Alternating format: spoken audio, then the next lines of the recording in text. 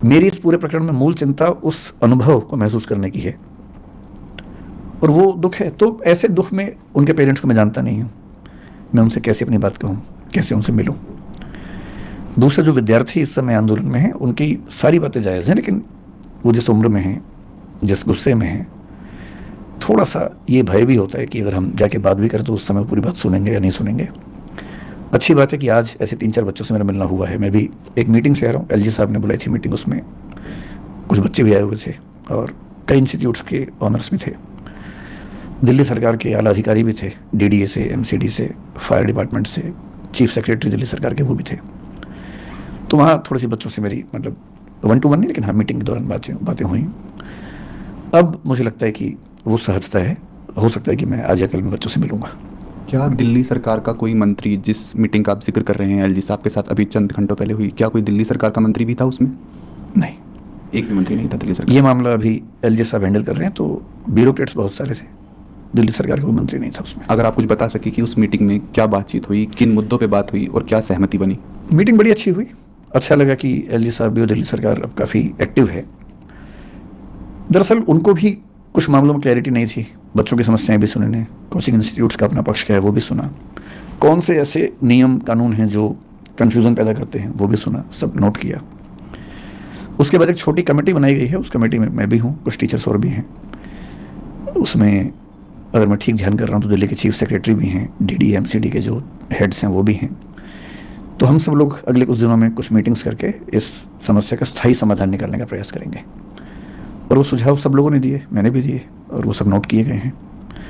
कुछ बातों पर ऐसा लग रहा है कि अच्छा समाधान जल्दी निकल जाएगा। सर, आपकी कोचिंग सेंटर की बात करते हैं, दृष्टि आईएएस की बात करते हैं। जो मुखर्जी नगर में जो कोचिंग सेंटर है उसको एमसीडी ने उसका बेसमेंट सील कर दिया था। बच्चे आपके जितने भी स्टूडेंट्स हैं वो दोनों कोचिंग सेंटर मुखर्जी नगर में हो चाहे करोल बाग में हो, वहाँ पे प्रोटेस्ट कर रहे हैं। कुछ बच्चे कल रात को आपके घर के सामने भी पहुँच गए हैं। बच्चों में बहुत आक्रोश है, वो जस्टिस चाह रहे हैं। कहीं ना कहीं आपको ये भी लगा है कि दृष्टि आईएएस से कोई चूक हुई है? मतलब ये कह सकते हैं आराम से कि चूक हुई है, और लेकिन वो चूक ऐसी नहीं थी कि नीयत हमारी खराब रही हो, लेकिन हाँ चूक हुई है नियमों के स्तर पर। इंटरेस्टिंग बात या विचित्र बात यह है कि अगर आप मुझसे पूछें कि दिल्ली में कितने कोचिंग इंस्टीट्यूट्स हैं, मेरा ख्याल है कि उनकी संख्या कम से कम 1000 तो होगी ही, शायद ज़्यादा होगा, 2000 भी हो सकते हैं, ज़्यादा भी हो सकते हैं। जो नॉर्म है फायर एनओसी की, एजुकेशन बिल्डिंग की, अगर आप मुझसे पूछें कि दिल्ली में कितने बिल्डिंग्स के पास हैं, मेरा अनुमान है कि 2000 में से शायद एक के पास भी नहीं है।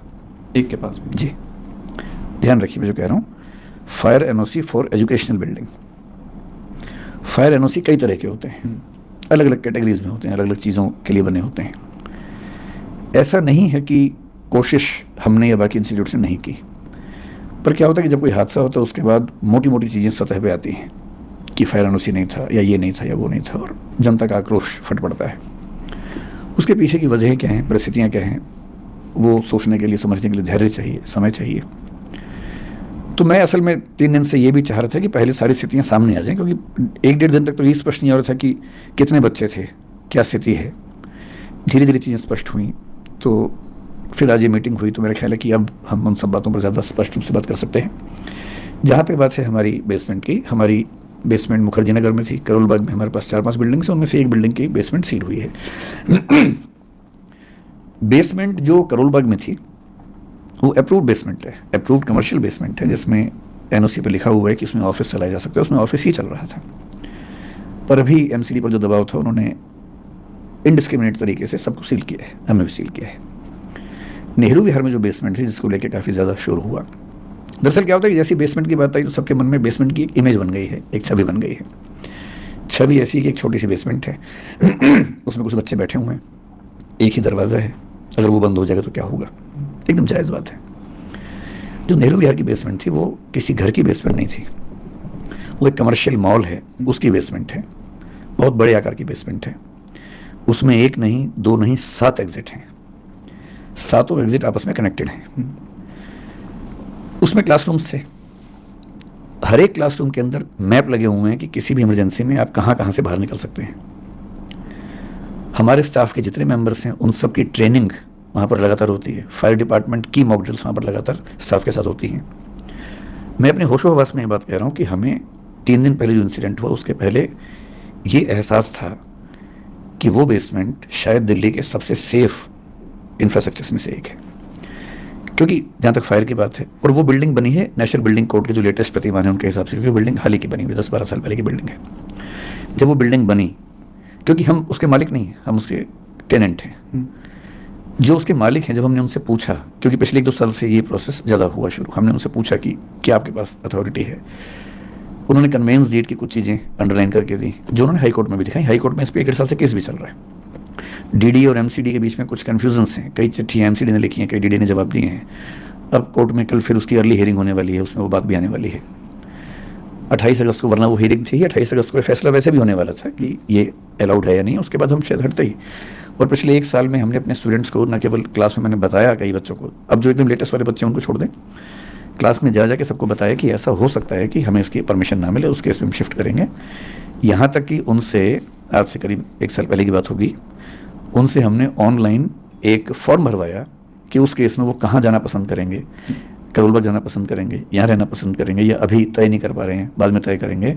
वो डेटा हमारे पास पूरा है कि उन बच्चों ने 1 साल पहले क्या क्या वोट भरा, और सहमति ये थी कि अभी सरकार में वो हाईकोर्ट में केस चल रहा है, जैसे उस पर कोई निश्चित निष्कर्ष आएगा उसके बाद हम उस तरह से काम करेंगे। हमें ऐसा लगता था कि जो चिंता ज़्यादा फायर की है, और ऐसा पिछले साल हुआ भी था। दिल्ली में एक घटना हुई थी, कुछ साल पहले सूरत में हुई थी, अभी गुजरात में 2 घटनाएं और घटी हैं कि गेमिंग जोन में अचानक आग लगी। दिल्ली में जिस तरह की गर्मी इस साल थी, उस समय हम भगवान से प्रार्थना करते थे कि किसी इंस्टीट्यूट में कोई हादसा ना हो जाए, क्योंकि इतनी गर्मी थी, रात दिन एसी चल रहे थे, उतना लोड उठाना बड़ा मुश्किल होता है। मुखर्जी नगर की बात नहीं है, पूरी दिल्ली में जहाँ जहाँ कोचिंग इंस्टीट्यूट्स हैं, आप कहीं जाकर सर्वे करके देखिए, अधिकांश इंस्टीट्यूट्स में केवल एक एंट्री एक एग्जिट है, एक ही रास्ता है। सबसे बड़ी चिंता, उसी रास्ते पर मीटर लगे हुए बिजली के। जो पिछले साल दिल्ली की एक संस्था में आग लगी, जिसमें कुछ बच्चों को 3rd फ्लोर से जंप लगाना पड़ा, चोटें लगी, लेकिन गनीमत है कि कोई कैजुअलिटी नहीं हुई। क्या हुआ था उसमें? एक ही रास्ता है, उसमें मीटर है, उसमें आग लग गई, धुआं ऊपर गया, और शुरू में बच्चे ऊपर छत पे नहीं जा पा रहे थे, बाद में फिर दरवाज़ा खुला, वो चले गए वहाँ पर, लेकिन तब तक कुछ बच्चे जंप लगा चुके थे। चाहे सूरत हो चाहे कुछ भी हो, मूल खतरा आग से होता है। और दिल्ली में जब गर्मी पड़ती है, और जब सर्दियाँ पड़ेंगी, सर्दी में फिर हीटर चलेंगे बहुत ज़्यादा, गर्मी में विशेष रूप से 1 महीना इतनी दिक्कत रहती है। और इस साल हमने पहली बार ऐसा किया सॉरी, मेरा गला थोड़ा ख़राब है। इस साल हमने पहली बार ऐसा किया कि गर्मियों में बच्चों को ये कह के लगभग 15 दिन या 1 महीने की छुट्टियाँ दी, ऑनलाइन क्लास करवाई कि गर्मी ज़्यादा है, कहीं इस समय ऐसा ना हो कि एसी चलने से कोई आग लग जाए, हादसा हो जाए। ये पहली बार हुआ। और 3-4 इंस्टीट्यूट जो मेरे परिचय में थे उस समय, मैंने उनसे भी निवेदन किया था कि गर्मियाँ ज़्यादा हैं और कहीं कोई दिक्कत ना हो तो आप भी हो सके तो छुट्टियाँ करें, ऑनलाइन क्लास करें कुछ दिनों के लिए।